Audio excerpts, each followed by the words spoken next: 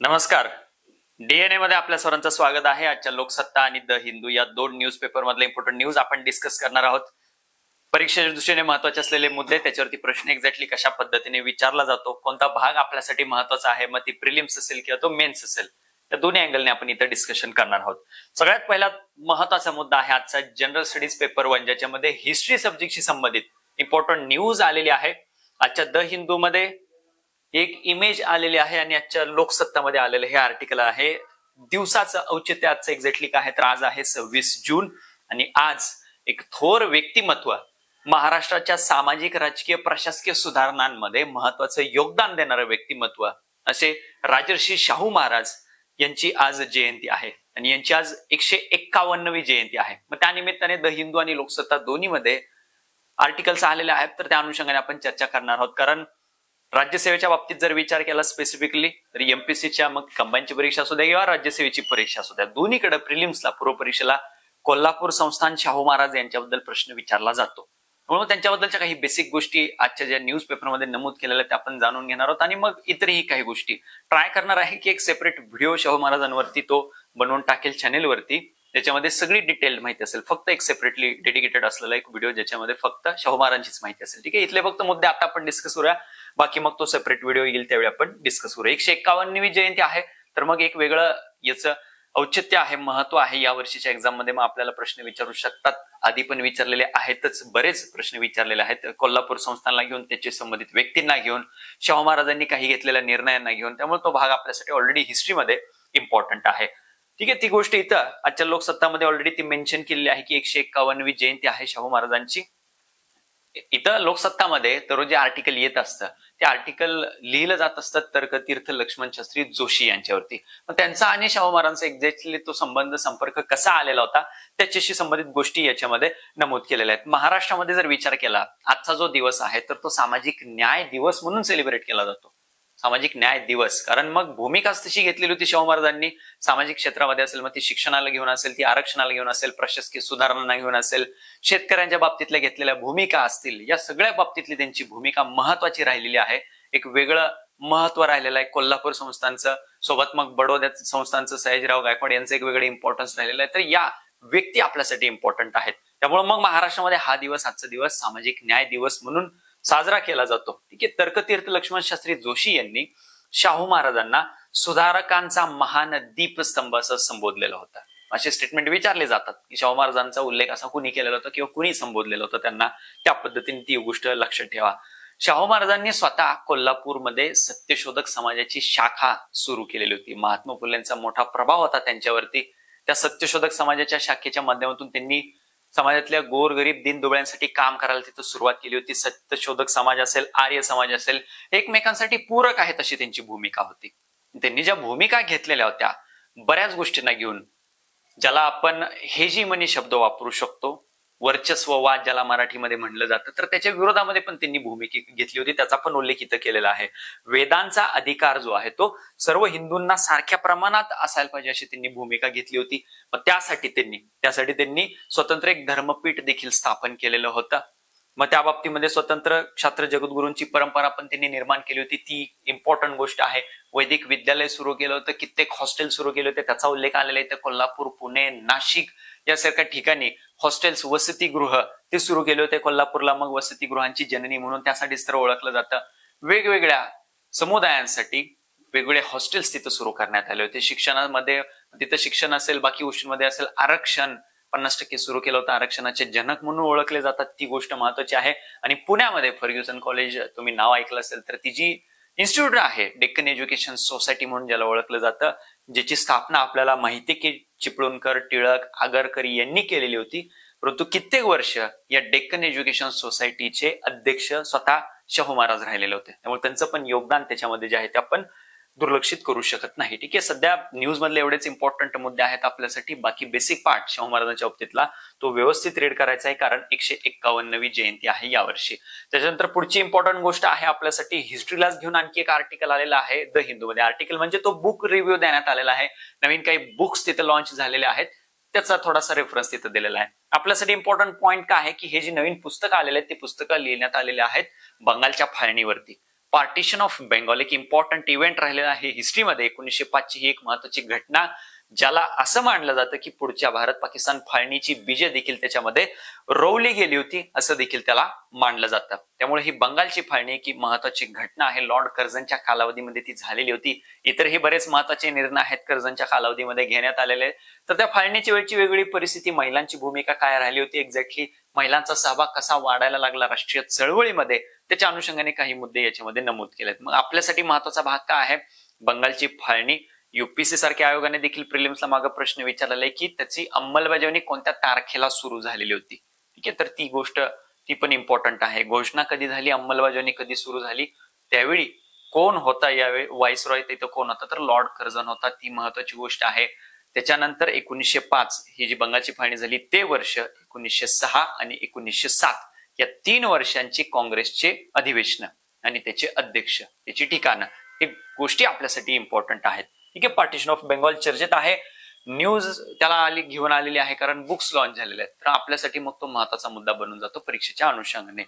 पुढचा मुद्दा आपल्याला डिस्कस करायचा आहे लोकसत्तामध्ये. ज्योग्राफीला घेऊन दररोजच काही ना काही तिथं लिहिलं जात असतं, परंतु दररोज आपल्यासाठी काही महत्वाची तिथं गोष्ट नसते. ठीक आहे, आज मरियाना ट्रेंच बद्दल त्याच्यामध्ये उल्लेख करण्यात आलेला आहे. तर ती एक फॅक्ट आपल्यासाठी महत्वाची आहे की मरियाना ट्रेंच एक्झॅक्टली काय आहे. ठीक आहे, मरियाना ट्रेंच, त्याला मराठीमध्ये गर्ता असं म्हणलं जातं. ठीक आहे, इमेज मध्ये तुम्हाला दिसत असेल तर ते एक्झॅक्टली काय आहे, समुद्र बुड ज्याला आपण म्हणतो, सी बेड ज्याला आपण म्हणतो, तर ते सी बेड एक लोकेशन असं आहे पॅसिफिक ओशन मध्ये, पॅसिफिक महासागरामध्ये, जिथं ती खोली खूपच जास्त आहे. आणि ती एवढी जास्त आहे की माउंट एव्हरेस्टची जर उंची आपण बघितली तर माउंट एव्हरेस्टची उंची आहे 8,840 ती कन्सिडर केली जाते, एवढी मीटर आहे. त्याच्यापेक्षा जास्त खोल ही मरियाना ट्रेंच असलेली बघायला मिळते, ज्याची खोली आहे 10,984 मीटर.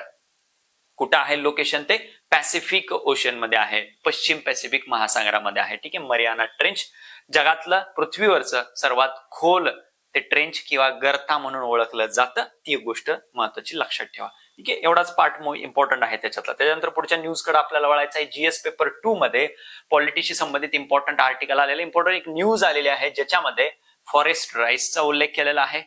मग वन हक्क कायदा एक्झॅक्टली काय आहे तो आपण थोडक्यात समजून घेणार आहोत. दुसरा मुद्दा आहे 5वं परिशिष्ट किंवा 5वी अनुसूची, 5th शेड्यूल, त्याचा उल्लेख झालेला आहे या न्यूज मध्ये. आणखी पेसा कायदा, त्याचा उल्लेख झालेला आहे. कलम 21 आर्टिकल 21 त्याचा उल्लेख झालेला आहे. मग हे सगळे मुद्दे आपल्याला पॉलिटीमध्ये इम्पॉर्टंट आहेत, तर ते शॉर्ट मध्ये आपण डिस्कस करणार आहोत. सगळ्यात पहिला महत्वाचा मुद्दा फॉरेस्ट राईट्स ऍक्ट, वन हक्क कायदा म्हणून ज्याला ओळखलं जातो. हा आपल्याला मेन्सला सोशल जस्टिस गव्हर्नन्स मध्ये इम्पॉर्टंट आहे. तिथं युपीसी सारख्या आयोगाचा तर हा फेवरेट टॉपिक आहे. फॉरेस्ट राईट्स ऍक्टला घेऊन दरवर्षी म्हणा किंवा एखादं वर्ष स्किप करून तरी मेन्सला आपल्याला प्रश्न तिथं युपीसी आयोग विचारतोच फॉरेस्ट राईट्स ऍक्ट, कारण त्याला घेऊन इश्यूज बरेच सुरू आहेत जे रिझॉल्व अजूनही पूर्णतः झालेले नाहीत. 2006चा कायदा आहे हा. बेसिकली हा कायदा आणला कशासाठी होता एक्झॅक्टली, तर ज्या ट्रायबल कम्युनिटीज आहेत, ज्या फॉरेस्ट आणि त्याच्या सराउंडिंग एरियामध्ये राहतात, वन आणि वनांच्या आजूबाजूच्या भागांमध्ये, प्रदेशांमध्ये राहणारे ज्या आदिवासी समुदाय आहेत, त्यांच्यावरती गेल्या काही वर्षांमध्ये जर बघितलं, गेल्या काही वर्षांमध्ये म्हणजे ब्रिटिश वसाहतवादी कालापासूनची पार्श्वभूमी त्याला आहे. कारण ब्रिटिशांनी इथं आल्यापासून फक्त जमिनीचाच भाग नाही तर वनांचा भाग पण ताब्यात घ्यायला सुरुवात केली होती. त्यावेळी पहिल्यांदा डलहौसीने प्लॅन मांडला होता की फॉरेस्ट पण आपल्या कंट्रोलमध्ये पाहिजेत. आणि त्यावेळी मग पहिल्यांदा फॉरेस्ट राईट्स ऍक्ट आला होता. आणि इंडिपेंडंट इंडियामध्ये, स्वातंत्र्योत्तर भारतामध्ये पण आपण बऱ्याच गोष्टी आहे अशा कंटिन्यू केल्या होत्या. तर ते या आदिवासी समुदायांच्या बाबतीमध्ये वर्षानुवर्ष, दशकानुदशक जो काही त्यांच्या बाबतीमध्ये अन्याय झालेला आहे, तो परत एकदा त्यांच्या बाबतीमध्ये न्याय तिथं सुनिश्चित करण्यासाठी म्हणून हा फॉरेस्ट राईट्स ऍक्ट आणला गेला. एक्झॅक्टली तिथं गोष्टी काय आहेत, काही क्रायटेरिया तिथे लावलेले आहेत की किती वर्षांपासून ती स्पेसिफिक कम्युनिटी, ती स्पेसिफिक फॅमिली, कुटुंब त्या भागामध्ये राहतंय. मग फॉरेस्ट प्रोड्यूस ज्याला म्हणलं जातं, मायनर फॉरेस्ट प्रोड्यूस, ठीक आहे, जे वनोत्पादनं असतात त्याच्यावरती एक्झॅक्टली कोणाचा अधिकार असायला पाहिजे, त्याच्याशी संबंधित तरतुदी टाकण्यात आल्या या फॉरेस्ट राईट्स ऍक्टला घेऊन. पण इश्यूज आहेत याला घेऊन. वन विभागाची वेगळी भूमिका असते, महसूल विभागाची वेगळी भूमिका असते, आणि या सगळ्यामध्ये मग ते सगळा रेड टिपिझम, तिथं लाल फितीतला कारभार अडकलेला आपल्याला बघायला मिळतो. इश्यूज बरेच सुरू आहेत. त्यामुळे मग युपीसीला तिथं इंटरेस्ट असतो की इश्यूज काय आहेत आणि याच्यातून वे आउट काय आहे, याच्यातून एक्झॅक्टली मार्ग काय असू शकतो, उपायना काय असू शकतात. त्यामुळे मेन्सला प्रश्न सारखा तिथं विचारला गेलाय फॉरेस्ट राईट्सला ऍक्टला घेऊन सोशल जस्टिस मध्ये.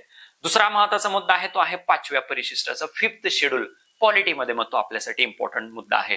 पाचवं परिशिष्ट आणि 6वं परिशिष्ट दोन्हीतला फरक आपल्याला माहित पाहिजे. ठीक आहे, 6व्या परिशिष्टाचा जर विचार केला ATMM लक्षात ठेवायचं आहे. आसाम, त्रिपुरा, मेघालय, मिझोरम ही 4 राज्य, या 4 राज्यांमधला जो आदिवासी बहुल भाग आहे तो सगळा येतो 6व्या परिशिष्टामध्ये. ही 4 राज्य सोडून इतर सगळी जी राज्य जिथं कुठं आदिवासी प्रदेश बघायला मिळतो ते सगळे टाकलेले आहेत कुठं 5व्या परिशिष्टामध्ये. ठीक आहे, हा बेसिक सगळ्यात त्याच्यामध्ये फरक असलेला बघायला मिळतो. मग प्रेसिडेंट राष्ट्रपतींकडे अधिकार देण्यात आलेले आहेत 5व्या परिशिष्टाच्या अंतर्गत. हा जो शेड्युल्ड एरिया ज्याला म्हणलं जातं, अनुसूचित क्षेत्र ज्याला म्हणलं जातं, ते कमी करण्याचा, ते वाढवण्याचा, त्याच्या बाउंड्रीज बदलण्याचा, हे सगळे अधिकार राष्ट्रपतींकडे देण्यात आलेत in consultation with the governor. राज्यपालांसोबत सल्लामसलत करून ती गोष्ट करू शकतात. 6व्या परिशिष्टाच्या बाबतीमध्ये मात्र राज्यपालांना अधिक अधिकार देण्यात आलेत आणि तिथं ऑटोनॉमस डिस्ट्रिक्ट स्थापन करण्याची एक प्रोव्हिजन तिथं टाकण्यात आलेली आहे. ठीक आहे, तर त्या गोष्टी इम्पॉर्टंट आहेत त्याच्या बाबतीतल्या. नंतर महत्वाचा मुद्दा आहे तो आहे पेसा कायदा. पंचायत राज व्यवस्था ज्यावेळी आपण स्वीकारली त्यावेळी मग आदिवासी भागाच्या बाबतीत काय, तर तिथं panchayat extension to scheduled areas असा त्याचा फुल फॉर्म आहे पेसा कायद्याचा. तो पेसा कायदा सेपरेटली काही प्रोव्हिजन्स असलेला लागू करण्यात आला या आदिवासी क्षेत्राच्या बाबतीमध्ये. पण जास्तीत जास्त ट्रायबल कम्युनिटीचं रिप्रेझेंटेशन, प्रतिनिधित्व त्याच्यामध्ये असायला पाहिजे. ग्रामपंचायतीमध्ये त्यांच्याकडे अधिकार असायला पाहिजेत. या पद्धतीने प्रोव्हिजन्स टाकण्यात आलेले आहेत पेसा कायद्यामध्ये. ठीक आहे, panchayat extension to scheduled areas. आणि मग शेवटी उल्लेख तिथं आलेला आहे आर्टिकल 21चा. कलम 21 काय सांगतं, राईट टू लाईफ, प्रत्येकाला जीविताचा अधिकार आहे. ठीक आहे, right to life with dignity, article 21. Fundamental rights तर प्रिलिम्सला सर्रास विचारले जातात, मेन्सला पण विचारले जातात, कारण आर्टिकल 21 मध्ये, ओरिजिनल आर्टिकल 21 मध्ये ज्या काही तरतुदी आहेत त्याच्यापेक्षा जास्त तरतुदी नंतर सुप्रीम कोर्टच्या वेळेला जजमेंटनं ऍड करण्यात आल्यात. जसं की राईट टू प्रायव्हसी, गोपनीयतेचा हक्क, हा नंतर सांगण्यात आलाय सर्वोच्च न्यायालयाच्या बाजूने की तो याचाच भाग आहे, राईट टू लाईफचा पार्ट आहे. त्यामुळे हे आर्टिकल 21 पण इम्पॉर्टंट आहे आपल्यासाठी. ती पण गोष्ट व्यवस्थित नोट डाऊन करून ठेवा. त्याच्यानंतर इकॉनॉमीशी संबंधित महत्वाचा मुद्दा आहे, महत्वाची न्यूज आहे. जीएसटी काउन्सिलची मीटिंग झालेली आहे. तर मग जीएसटीला घेऊन खूप वर्ष झाले जीएसटीचं इम्प्लिमेंटेशन सुरू होऊन, तरी देखील जीएसटीला घेऊन प्रिलिम्सला आणि मेन्सला प्रश्न विचारला जातो. कारण तिथं पण तेच आहे, चेंजेस होत आहेत, बदल होत आहेत. जीएसटीच्या अंडर आपण जे काही स्लॅब तिथं ऑलरेडी अडॉप्ट केलेले आहेत त्याच्यामध्ये बरेच बदल सुचवले जात असतात आणि बदल केले पण जात आहेत. तर जीएसटी काउन्सिल, जीएसटी एक्झॅक्टली हे काय आहे, बेसिक डिटेल्स त्याच्याबद्दलच्या जाणून घ्या. ठीक आहे, 122वं घटना दुरुस्ती विधेयक मांडण्यात आलं होतं. दोन गोष्टी वेगळ्या आहेत. ठीक आहे, नीट समजून घ्या. 122वं घटना दुरुस्ती विधेयक मांडण्यात आलं होतं 2016 मध्ये जीएसटीला घेऊन. घटना दुरुस्ती कायदा तो वेगळा आहे. ठीक आहे, हे विधेयक आहे, कायदा वेगळा आहे. मग त्याच्यामध्ये तो जीएसटीचा कायदा नंतर आणला गेला, घटना दुरुस्ती करण्यात आली. कोणत्या आर्टिकल मध्ये, 279 मध्ये, 279 मध्ये. त्याच्यामध्ये 279A सब क्लॉज 1 तो एक नवीन त्याच्यामध्ये इन्सर्ट करण्यात आला. अमेंडमेंट, घटना दुरुस्ती करण्यात आली आपल्या संविधानामध्ये, राज्यघटनेमध्ये. मग जीएसटी काउन्सिल एक जॉईंट फोरम त्याच्या अंतर्गत तयार करण्यात आलं, ज्याच्यामध्ये केंद्र सरकारचे प्रतिनिधी आणि राज्य सरकारांचे सदस्य एकत्रितपणे चर्चा करतील. जीएसटी आणला कशासाठी, ही टॅक्स सिस्टीम सगळी इंटिग्रेट करण्यासाठी, एकात्मिक बनवण्यासाठी जीएसटी तिथं आणला गेला. नाहीतर अगोदर काही डायरेक्ट टॅक्स होते, काही इनडायरेक्ट टॅक्स होते, यापेक्षा एकच टॅक्स तिथं असेल अशा पद्धतीने एक प्रोव्हिजन तिथं ऍड करण्यात आली होती. ठीक आहे, मेंबर्स कोण कोण असतात या जीएसटी काउन्सिलमध्ये, युनियन फायनान्स मिनिस्टर चेअरपर्सन असतात त्याचे. ठीक आहे, ही गोष्ट महत्वाची लक्षात ठेवा. फायनान्स मिनिस्टर, अर्थमंत्री जे असतात ती याची चेअरपर्सन असतात, आणि union minister of state finance मग ते एक त्याच्यामध्ये असतात केंद्राच्या बाजूने. ठीक आहे, केंद्रीय राज्य अर्थमंत्री ते पण त्याच्यामध्ये असतात, आणि प्रत्येक स्टेटच्या बाजूने एक मिनिस्टर इनचार्ज ऑफ फायनान्स तिथं स्वतःचा पाठवला जात असतो, एक सदस्य आहे जीएसटी काउन्सिलमध्ये. आर्टिकल 279 लक्षात ठेवा, या बाबतीतलं ती महत्वाची गोष्ट आहे. आणि 101वी घटना दुरुस्ती कायदा तो आहे, 122वा घटना दुरुस्ती विधेयक आहे, आणि कायदा 101वा आहे. त्याच्यानंतर एक कन्सेप्ट चर्चेत आहे गेले काही दिवस झालं, ती आहे थर्स्ट वेव्ह. थर्स्ट वेव्ह नावाची संकल्पना. युपीसी सारख्या आयोगाला इंटरेस्ट असतो अशा कन्सेप्टमध्ये. डायरेक्टली कन्सेप्ट टाकतील प्रिलिम्सला, thirst wave was in news, it was related to dash dash dash, आणि खाली 4 पर्याय देतील. थर्स्ट वेव्ह म्हणजे एक्झॅक्टली काय असतं, हे टर्म कॉइन कुणी केले तर मिथपाल कोकल आणि माईक हॉबिन्स या दोघांनी थर्स्ट वेव्ह नावाची ही टर्म, ही संकल्पना समोर मांडलेली आहे. कशासाठी, की अशा पद्धतीने एक्स्ट्रीम ऍटमॉस्फेरिक इव्हॅपोरेटिव्ह डिमांड ज्यावेळी तिथं क्रिएट होत असते, म्हणजे काय एक्झॅक्टली काय होत असतं की एअर, हवा जी आहे ती मॉइश्चर किती ऍब्सॉर्ब करते त्याला म्हणलं जातं इव्हॅपोरेटिव्ह डिमांड. आणि असे 3 ते 4 सलग दिवस असतात ज्याच्यामध्ये ही जी इव्हॅपोरेटिव्ह डिमांड आहे ऍटमॉस्फेअरची, वातावरणाची, ती खूप जास्त असते, एक्स्ट्रीम असते. त्याला म्हणलं जातं थर्स्ट वेव्ह. हीट वेव्ह आपण ऐकलं, उष्णतेची लाट, तसं हे थर्स्ट वेव्ह नावाची एक संकल्पना चर्चेत आहे. तर ती देखील एन्व्हायरमेंटच्या अनुषंगाने नोट डाऊन करून ठेवा. त्याच्यानंतर सायन्स, टेक्नॉलॉजी आणि प्रिलिम्स दोन्हीकडे आपल्याला प्रश्न विचारतील. एक इम्पॉर्टंट मिशन लॉन्च झालेलं आहे, एक्सिओम 4 मिशन म्हणून ते ओळखलं जातं. परंतु भारतासाठी त्याचं महत्व काय आहे की तब्बल 41 वर्षांनंतर राकेश शर्मा यांच्या नंतर ग्रुप कॅप्टन शुक्ला जे आहेत ते आता अशा पद्धतीने आंतरराष्ट्रीय अंतराळ केंद्रामध्ये गेलेले आहेत, इंटरनॅशनल स्पेस स्टेशन मध्ये गेलेले आहेत. 41 वर्षानंतर ती घटना घडलेली आहे. मग भारताचे याच्यानंतर जे काही मिशन्स असतील त्याला निश्चितपणे या गोष्टीचा आता फायदा होणार आहे. मिशन कोणतं होतं? एक्सिओम 4 मिशन, ज्याच्या अंतर्गत स्पेसएक्स नावाची एक स्पेस कंपनी आहे, त्यांचं फाल्कन 9 नावाचं जे रॉकेट आहे ते त्याच्यामध्ये लॉन्च करण्यात आलेलं आहे. कुठून? फ्लोरिडा मधलं केनेडी नावाचं जे स्पेस सेंटर आहे तिथून ते लॉन्च करण्यात आलेलं आहे. राज्यसेवा आयोगाला अशा ठिकाणी इंटरेस्ट असतो. ठीक आहे, एक्झॅक्टली हे मिशन कोणाचं होतं, कोणत्या ठिकाणाहून त्याचं प्रक्षेपण करण्यात आलं. ठीक आहे, मोहिमेचं नेतृत्व कोण करतंय? मोहिमेचं नेतृत्व ग्रुप कॅप्टन शुक्ला करत नाहीत, मोहिमेचं नेतृत्व करत आहेत नासाच्या पेगी व्हाइटसन नावाच्या व्यक्ती. ठीक आहे, तर एवढ्या गोष्टी या एक्सिओम 4 मिशन बद्दलच्या लक्षात ठेवा. एवढ्याच न्यूज इम्पॉर्टंट आहेत आजच्या दोन्ही न्यूजपेपर मधल्या, लोकसत्ता आणि द हिंदूच्या. नंतरच्या सेशन मध्ये भेटूया त्या दिवसाच्या इम्पॉर्टंट न्यूज सोबत. धन्यवाद.